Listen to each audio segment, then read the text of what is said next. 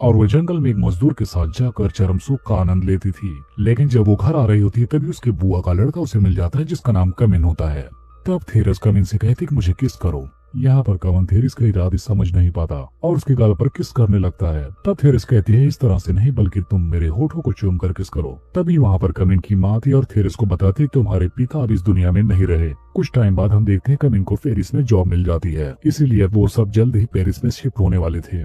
अब यहाँ पर कमिन की माँ कहती तुम दोनों की मैं जल्द ही शादी भी कर दूंगी। अब यहाँ पर थेरिस ना चाहते हुए भी इस रिश्ते को इनकार नहीं कर सकती थी। जिसके बाद हम देखते हैं कि वो दोनों पेरिस जाते हैं। तब यहाँ पर कमिन अपनी जॉब को ज्वाइन करता है, लेकिन थेरिस इस शादी से बिल्कुल भी खुश नहीं थी, बल्कि उसे लगता था कि वो एक जेल में आ गई है। हम कमिन को भी देखते हैं जो दिन भर काम करके रात को घर वापस आता था, लेकिन उसे भी वो काम पसंद नहीं था। अब एक रात जब कमिन घर पर लेट से आता है तो थेरिस उसके साथ घपाघप करना चाहती थी, जिसकी वजह से वो उसे सीड्यूस करने लगती है। लेकिन कमिन को इन सब चीजों में बिल्कुल भी इंटरेस्ट नहीं था, जिसकी वजह से वो अपनी चादर ओढ़कर सोने लगता है, क्योंकि वो बचपन से ही बीमार टाइप था।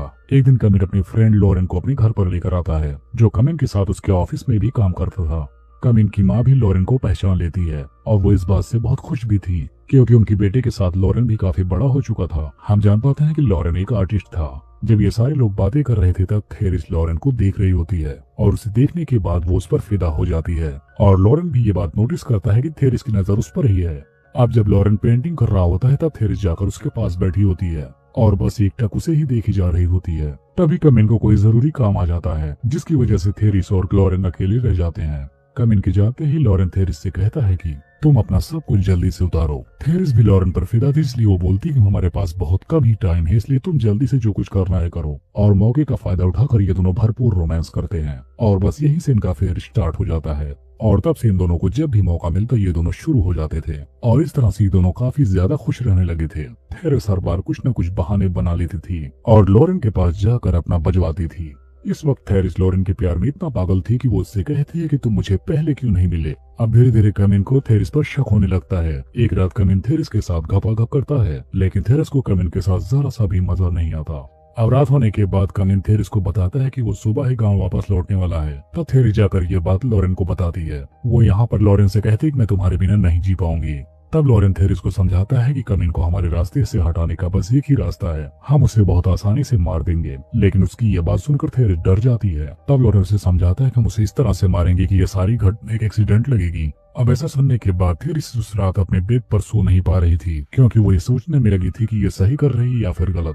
लेकिन लॉरेन का थेरिस पर ऐसा जुनून सवार था कि वो अपने पति को मारने के लिए राजी हो जाती है। और अगली सुबह होने के बाद ये तीनों एक पार्क में जाते हैं। तभी घूमते घूमते कमिन थक जाता है और थेरिस के ऊपर सर रखकर सो जाता है। और उसके उठने के बाद ये तीनों बोटिंग करने के लिए जाते हैं। थेरिस को पूरा यकीन था कि लॉरेन कमिन को मार देगा और वो इस फैसले पर अभी भी विचार कर रही थी। अब इसके बाद हम देखते हैं कि लॉरेन थेरिस को बचाकर नदी के किनारे तक लेकर आता है और तभी वो दोनों यहाँ पर रोने लगते हैं। यहाँ पर ये दोनों ऐसा नाटक करते हैं कि उनकी नाव डूब गई है, इसके साथ साथ कमिन भी डूब गया है। इनके आसपास के लोग वहीं पर थे, जिसके बाद इनकी पहचान कर वो लोग उन्हें इनके घर पर लेकर आते हैं। और जब ये बात कमिन की माँ को पता चलती है तो वो बहुत रोने लगती है, क्योंकि अब उसने अपना बेटा ही खो दिया था। दूसरी तरफ कई लोग कमिन की बॉडी को ढूंढने में जुटे हुए थे और फाइनली उन्हें कमिन की बॉडी मिल भी जाती है, जिसके बाद उसका फ्यूनरल किया जाता है। लेकिन यहाँ पर कमिन की माँ को बिल्कुल शक था कि उसके बेटे के साथ जरूर कुछ गलत हुआ है। और इसी रात लॉरेन और थेरिस दोनों ही घपाघप करते हैं। एक रात कमिन की माँ थेरिस पर गुस्सा हो जाती है। उनका कहना यह था कि तुम कमिन के साथ ही तो तुम्हारा पति मर कैसे गया और आखिर तुम बच कैसे गई।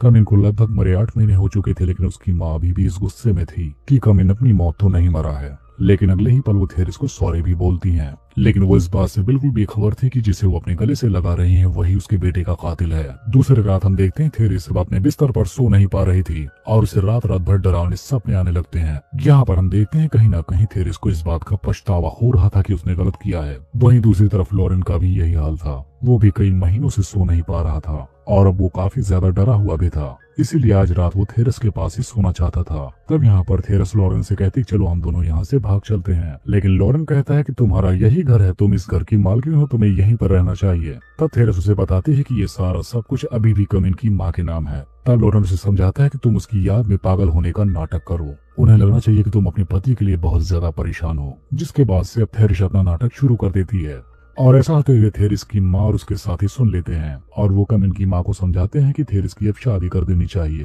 क्योंकि अगर उसकी शादी कर दी जाती है तो वो खुश रहने लगेगी। और वो लोग ये भी बताते हैं कि उसके लिए लॉरेन ही बिल्कुल सही रहेगा, जिसके बाद से उसकी माँ ये बात मान लेती हैं और वो ये सारी बातें लॉरेन और थेरस को बताती हैं। जिसके बाद हम देखते हैं कि वो इन दोनों की शादी भी करा देती हैं। अब शादी की रात को लॉरेन कहता है कि ये वही रात है जिसका हम बहुत ही बेसब्री से इंतजार कर रहे थे, क्योंकि जो वो चाहते थे वो उन्हें मिल चुका है। लेकिन थेरिस इस शादी से जरा भी खुश नहीं थी। उसे इस बात का पछतावा हो रहा था कि उसने अपने काम वासना के लिए अपने ही पति को मार डाला, और इसके साथ साथ उसकी माँ का भी दर्द उसे देखा नहीं जा रहा था। यहाँ पर वो लॉरेन से पूछती है कि आखिर उसके पति की मौत कैसे हुई थी, क्या वो मौत के वक्त काफी ज्यादा तड़पा था। तब लॉरेन कहता है कि तुम भी वहाँ पर मौजूद थी। तब थेरिस कहती है कि उस वक्त मैंने अपनी आंखें बंद कर ली थी। तब लॉरेन उसे बताते हैं कि मैंने बस उसे आराम से पानी में डुबा दिया था। थेरिस को लगता है कि वो बहुत ही तड़प कर मरा था और बस इसी वजह से वो लॉरेन से लड़ाई करने लगती है। वो कहती तुम्हें उसे नहीं मारना चाहिए था, कम से कम जान से तो नहीं। असल में उसे के मारने के बाद से इन दोनों की लाइफ बिल्कुल नर्क जैसी हो चुकी थी, जिसकी वजह से थेरिस धीरे धीरे इतना गुस्सा हो जाती है कि वो लॉरेन की शक्ल भी नहीं देखना चाहती।